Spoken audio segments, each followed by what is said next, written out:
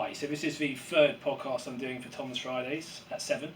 This week we've got Chief Constable Steve Jupp, who we're very fortunate to have today. He's an extremely busy man fighting crime across the county, so extremely fortunate to have Steve's time today. So we've got 4 questions I wanted to ask you today about crime issues in Ipswich. The first one actually is just what we just briefly touched upon at the start, which is the new government. And in fact, we've obviously got a new Home Secretary in now. We've got a new Justice Secretary, and I imagine that there's all sorts of practical ramifications for that for you, and particularly with things like with 20,000 extra police officers, the Prime Minister's promise. Has that right now today? Has that impacted your? Absolutely, yeah. So yesterday afternoon, I had to cancel my afternoon and take part in a national dial-in with every other Chief Constable. Yeah. We have a National Police Chiefs Council, which is in fact a body that sort of brings us together to deal with lots of national issues and how we support each other and our communities. Martin Hewitt, who's the leader of that, had been in with the new Home Secretary all morning, so they've announced a new policing board that will oversee a number of things, but primarily the government's welcomed announcement around an increase in 20,000 policing, and as I understand it at the moment it's very emerging. I was on the phone again several times this morning and at lunchtime with Simon Brady, who's the Chief at Norfolk, because we collaborated talking about timescales and implementations and what that would mean for us as Suffolk, but what it would mean for policing UK. Because I guess you sort of welcome the fact that there's some sort of 20,000 extra police officers. Absolutely, yeah. But I guess it's about trying to make sure that how that breaks down here and how that. Yeah. So I've been quite vocal. Tim Passmore, the PCC's been vocal around what is called the funding formula. Yeah. Suffolk sadly is one of the poorest funded forces, and it's just the way the funding has been constructed historically. The formula has been constructed. So I think there's an opportunity for Tim and I to make representations to government. Certainly whether it adjusts the funding formula, but ensure that we get an equity of arms in terms of the distribution of these officers. The 20,000, like I said, there's no clarity. They may not all come out to local policing, local constabularies, because clearly the UK still has a large counter-terrorism threat. There is absolutely a threat around serious and organised crime, which bleeds into all our communities, and when we know that, I'm really happy to explain that to our communities. I would want to ensure that we have a footprint in that as well. Yeah. So the devil will be in the detail. Absolutely. So it sounds lots good. and lots sounds of work good. to do. Hopefully, it will be good. But it will be good. It'll be great. Yeah. And again, it's talking to communities, managing people's expectations around what actually So in real terms, the 20,000 is because it takes us back to policing levels of 2013. Yeah. So that would mean an uplift potentially of about 90 police officers into Suffolk. That's it. I mean, because it does seem, well, hopefully, because I know Boris Johnson said on schools that he wants to sort of level up so that every local education authority gets the same funding wherever across the country. So I mean, I guess if that sort of approach could be applied to the police, absolutely, that could be beneficial. Well, Tim obviously raised the precept last year, which afforded us the ability to recruit some new officers into the force. We've used those wisely, and we've created these 3 proactive teams, one of which, the South team, primarily around the Ipswich area, has gone live. Yeah. We're already seeing outstanding results. I think they've had over 90 arrests for the sorts of offences that I know everyone would want us to be arresting people for. Yeah. But we're not stopping at that. I'm really dedicated to ensuring that our force, our constabulary, is on the front foot around crime, that we become a proactive constabulary. We've started a whole new piece of work, which we're calling creating capacity to achieve the mission. I'm really clear on what the mission is. It's keeping people safe, catching and convicting criminals, but ensuring that we remember there's a victim at the heart of all of that. Yeah, absolutely. So just on to the second question. This is a very general question. I mean, what is the current state of crime in Ipswich, would you say? And how's it sort of varied over the last few years? Is it getting better? Is it heading in the right direction, the wrong direction? Well, crime has gone up nationally. Crime has gone up in Suffolk. Yeah. Okay. I preface that Suffolk is one of the lowest crime counties in the country. Yeah. However, as chief, I do recognise that there is a victim behind every crime. I absolutely recognise that, and that saying that it's the safest county if you've been a victim doesn't necessarily give you any reward actually. Hence the programme of work we're doing about getting back to the policing mission. I think if a lot of people understood what their officers are doing, they would probably be slightly frustrated. But we're doing a lot of work with partners to stop doing some of the stuff that historically we've sort of morphed into doing. So crime is low, but the fear of crime is really important to us as well as a constabulary. The last thing I want, whether it's in Ipswich or any of our towns, anywhere actually in the county, people to think that they can't go out for fear of being robbed or something. I mean, unfortunately, I've, as you'd imagine, I've met with community groups across Ipswich. Many individuals who've been touched directly by incidents of knife crime in parts of the town where it's been some particularly high-profile incidents. And the sad thing is that there are a number of people in Ipswich who don't feel safe in the town at certain times of the day. And they feel as though many of them have lived in Ipswich their whole life, and they feel as though it's not the same, not quite as safe as it was when they were growing up. When they were growing up, it was doors open, trusting each other. Kids going off for half an hour. Genuinely, if I could take us back to that period in life, of course I would. I don't sadly think, I worked in London and Birmingham most of my professional life, or West Midlands, and I think you could apply the same adage to a lot of communities. However, it doesn't mean that we're not focused on protecting people. It doesn't mean that. So we've brought in engagement officers so that we can actually properly tackle the fear of crime, which is a really important thing to us. I was at Landmark House yesterday afternoon with our policing teams there. We're getting far more proactive, freeing up officers' time to get back out on the streets, looking at people that are particularly committing crimes like robbery and burglary. As a constabulary, we are one of the leading forces in the country at catching and convicting people for burglary. We need to do better around robbery, and we will do better around that.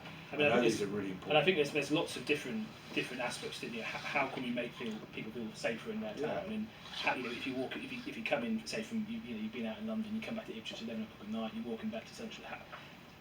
And for example, one of the things we noticed is the street lights and how they've been switched off a little bit earlier in certain parts of the town. And I understand that the county where it's raised and the case is made for why it's safe for those lights to be put back on. They're doing that, but I know that's something. So it's not just the police here. It's the county council's got a role. Of course. And we work very closely with partners to ensure that you're right. The environment, either the physical environment or actually the feeling of the environment, we play an important part in that. I absolutely get the role the police play in terms of making people feel safe. Policing presence, I know that visibility is a really important issue to our communities, all our communities across Suffolk. We've got a big geography with not a lot of police numbers at the moment, and we are doing our best to get there, and we're also doing our best to be visual in other ways. In the digital space that is really important to younger communities now. Just in terms of knife crime specifically, in terms of Ipswich, I know I don't think it's a huge amount of money, but I think there's £100,000 the government made available for tackling. It's a knife crime fund of a couple of £100,000, and I noticed Suffolk didn't get any of that money. I do sometimes think that Ipswich being part of Suffolk, when the powers that be look at these funds and they look at Suffolk, they think, oh, sleepy Suffolk. They don't think actually within Suffolk there's Ipswich, where we have had significant problems. And I made that point directly to Boris Johnson when I met him in Claydon a couple of weeks ago. Good. I said, how can we make sure that there's a recognition of that? Knife crime, it's linked to county lines. It's linked to lots of things, and there's no silver bullet. There's no magic solution to dealing with it. There's education, youth clubs, family. There's police presence. There's sentencing policy. There's all sorts of things that feed into it. And I know it's going to be a long answer you're probably going to give me, but what thing do you think could be done to make a big impact to tackle knife crime that currently isn't being done enough? So from a policing point of view, we have being proactive is probably the most important part. Two things. So being proactive. So how do we prevent people that are currently carrying knives to commit crime. Yeah. And a lot of that is around either from a robbery or drugs perspective. Some is county lines. We need to be careful that everything doesn't become about county lines. Yeah. While it's really important, and we have a gangs team and we have a drugs team, it is important to recognise that we don't just put everything in one compartment. So being proactive, using our stop and search powers effectively, using intelligence effectively, working with communities to develop community intelligence, which is critical. Building confidence in communities to come and tell us stuff, either confidentially through the 101 system or through Crime Stoppers, which is a really good confidential process. I've talked quite a lot recently in various media outlets about, please give us community intelligence. We want to keep you safe. We're dedicated to keeping you safe, but quite often, you have the knowledge, share the knowledge with us, and we will act upon it. And then, as you touched upon, the preventative piece. Stopping this cycle. I do actually firmly believe violence breeds violence. And young people arming themselves now because they think someone else will have a weapon, and we need to help divert people away from that. So something which is really sort of upset me, because I've seen it, and I've met some of the individuals who've been involved in local community groups who've been looking to play their part in trying to help divert young people from making the wrong choices, going down the wrong routes. Often they've been part of trying to make things happen within communities to try and combat this, and they've actually themselves ended up being the victim of abuse and harassment from other members of the community who perhaps are part of some of the things which are not going, some of the bad things that are happening. So I think it is the community does have a big role to play, but it doesn't help the situation where somebody tries to put themselves forward as a voice of change and trying to promote change and trying to tackle this, and if they themselves are therefore the victims of harassment and everything by parts of the community who are linked to the problems at the moment, then that's something which is a problem. Well, I mean, absolutely, I recognise that, and we will. And anyone who is intimidated or feels intimidation, we need to protect them as well. Yeah, absolutely. But the point you make, I think, is a really important point. Yeah. That and you could broaden it out actually to lots of other issues. That as a society, if we want something not to happen, actually working together as a society is the most powerful preventative way of doing it. And I get that. I'm not asking for people to tackle crime head on. What I'm asking for is people to work with us, to tell us, to talk to us, to work with partners, and how we work progressively across that to prevent crime from happening. I mean, I still think it's really true. So Robert Peel formed the first police service, said that police are the public and the public are the police. But actually, if you distill what he's saying there, it's absolutely spot on. We will provide obviously a trained response, and we have officers that are dedicated and have, I suppose, the courage and foresight to do things like that. So I'm not expecting everyone to be like it, but actually working cohesively together will keep us all safe, whether it is around crime or lots of other social issues. So one of the things you sort of touched upon earlier on was possession. So possession of sort of a bladed weapon, and how we should approach that. I mean, I know that the new, I'm not going to ask your particular view on this, but I know that the new Prime Minister has said that he believes that if you're caught twice carrying a bladed weapon, then you should automatically, there should be a custodial sentence. I agree with that. I think toughening up on that is a good thing personally. But I have heard some people say, look, if certain young individuals are in sort of difficult communities and they decide to carry a knife around for their own protection, is it fair to come down on them hard when actually they had it there for self-defence? My personal view is if you have a robust response to carrying a bladed weapon, it could be that maybe 2 out of 10 of the people you catch and get custodial sentence perhaps were holding it purely for self-defence, but frankly I think it's got to be done though, because I think most people who do carry a bladed weapon probably are carrying it for the wrong reasons, and I think we've got to deal with that. So just your thoughts generally about possession of a bladed weapon and the house. Well, we're here to enforce the law. Okay, and we will always enforce the law appropriately. But we're equally, I think an important role is for us to work with communities, with young people, with schools, and we have members of the constabulary embedded in schools, educating young people, diverting them away from crime. The last thing any of us want to do in society is to incarcerate someone at a young age, and then actually they live with that for the rest of their lives. Yeah.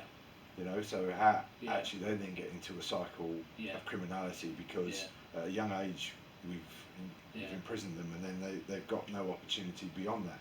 Yeah. So actually, as a society, we end up creating so much future demand, not just from a criminal point of view, but socially. And that's the last thing we want to do. You know, we have to think smart. Now, one of the things that I also welcomed from the previous government was the investment back into the National Probation Service. Yeah. So we have to work really hard about rehabilitating people, diverting people that are already committing crime, as well as those who may be about to commit crime.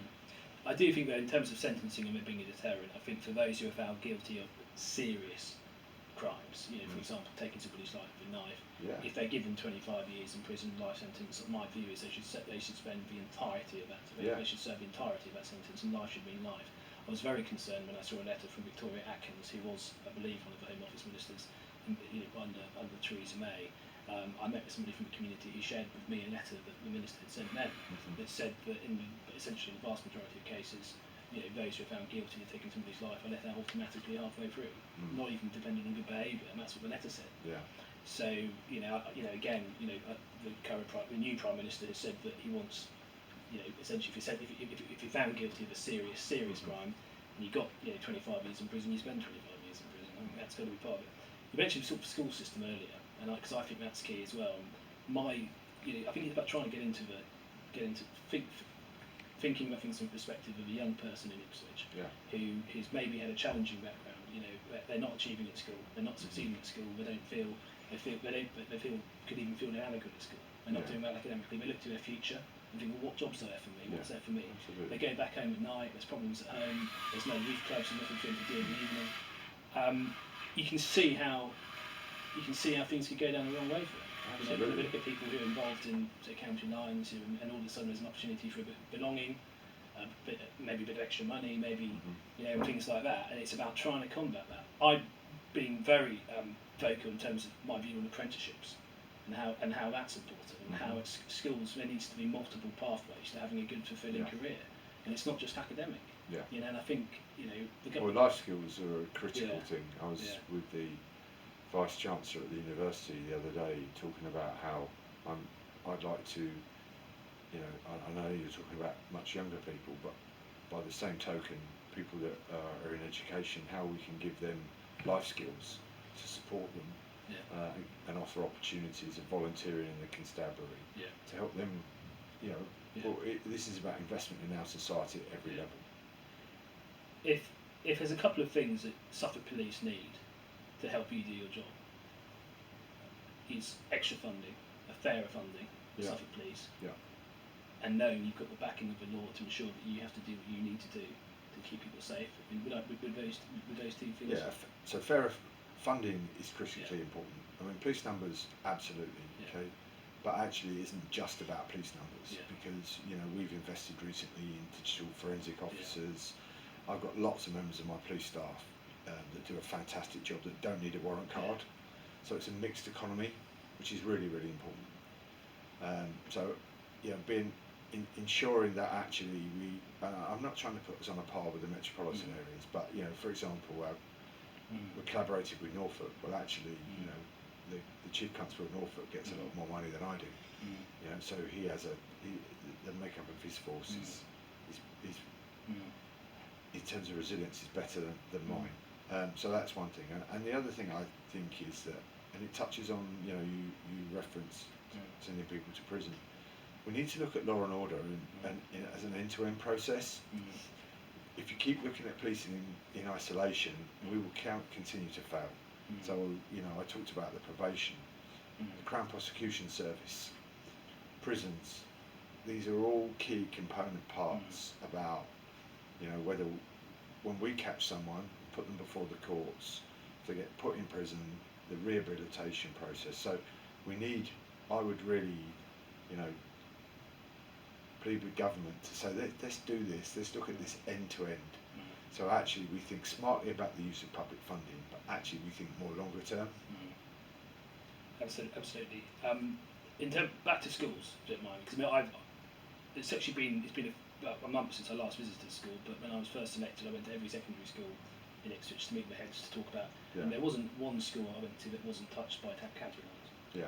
And didn't have concerns about it. Some more than others, but all of them were. Even in some parts of Ipswich where you might thought that's probably not going to be an issue there, it was an issue. One issue that came up, and I know this is probably linked to the cutbacks there's been in the police, but it was the sense that the teachers very much valued their relationship with the local police and the opportunity to build a relationship maybe with like one officer.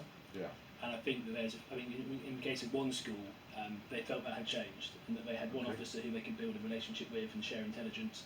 And I think, and they made a comment about how it wasn't just one anymore; it slightly been rejigged, so there was lots of different officers, and I think they would have valued it going back. Okay. So happy after this interview, give me the details, but I'm slightly puzzled by that because last year we decided to remodel the way we police, and we put a lot of over 100 officers back into our neighbourhood teams.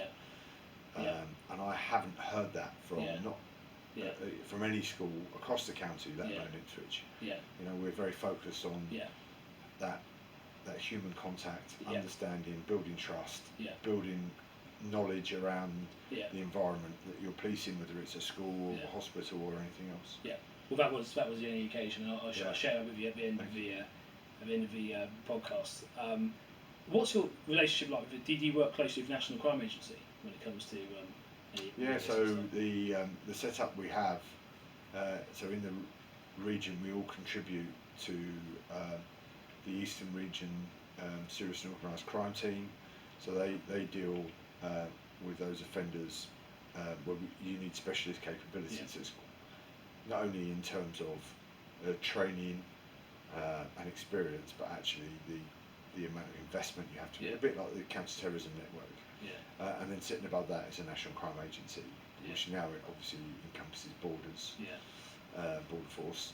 So we do have a working relationship with them, and it works through a national tasking mechanism. Brilliant. So thank you very much for your time. Pleasure. It's been an absolute pleasure to talk to you, and it's looking to play a role. I mean, just as a candidate, but if I am lucky enough to be elected as a member of Parliament for Ipswich, looking to work with you and work with your teams to try and tackle crime in Ipswich is a key priority for me, and also alleviating those concerns that residents have. Because I think fundamentally people should feel Ipswich is a safe place to live, and we've got to do something about knife crime, because it's something which is a source of great concern for people in town. Thank you very much for your time. I realise how busy you are, particularly with the government creating all this new, but good work. Very good. It's a bit of an upheaval, but 20,000 extra police officers, and hopefully we can get 90 extra in Suffolk, and a good portion of that 90 in Ipswich. I just caution you around the 90.